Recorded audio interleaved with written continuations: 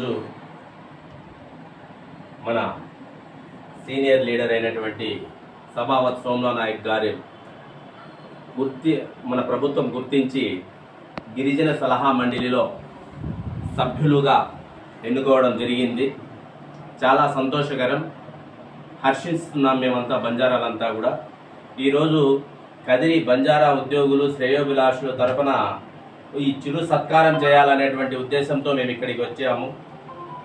ముఖ్యంగా మన సభావత్ సోమలా నాయక్ మామ గారు 1983 పార్టీ ఆవిర్భావం నుంచి తెలుగుదేశం పార్టీకి కష్టపడి పనిచేసి ఒక మంచి కార్యకర్తగా పేరు తెచ్చుకున్నారు.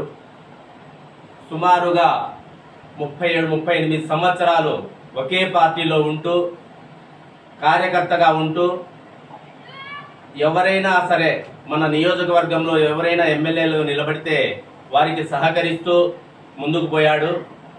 అతని యొక్క సేవలను గుర్తించి గౌరవనీయులు మన సీఎం గారు నారా చంద్రబాబు నాయుడు గారు మరియు యువనేత నారా లోకేష్ గారు మరియు మన నియోజకవర్గ ఎమ్మెల్యే అయినటువంటి గౌరవనీయులు శ్రీ కందికుంట వెంకట ప్రసాద్ గారు గుర్తించి అతనికి ఈ పదవి రావడానికి కృషి చేసినందుకు వారందరికీ కూడా కదిరి బంజారా ఉద్యోగుల తరపున మరొకసారి ధన్యవాదాలు తెలుపుకుంటున్నాము.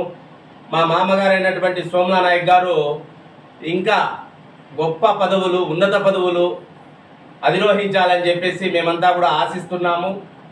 ఈరోజు కదిరి బంజారా ఉద్యోగులందరూ కలిసి ఈ సన్మానం చేస్తున్నందుకు చాలా సంతోషంగా ఉంది. ఈ కార్యక్రమానికి విచ్చేసినటువంటి ఉద్యోగస్తులు అయినటువంటి శ్రేయోభిలాషులు మరియు అందరూ కలిసి వచ్చాము. ముఖ్యంగా రవి నాయకు, నాగరాజు నాయకు, ఐసి బాలాజీ నాయకు, బాలు నాయక్ గారు అయిన బాలు నాయకు, నరసింహ నాయకు, శంకర్ నాయకు, శివ నాయకు, శంకర్ మరియు తిమ్మప్ప నాయక్ అందరూ కూడా వచ్చి సన్మానం చేస్తున్నారు.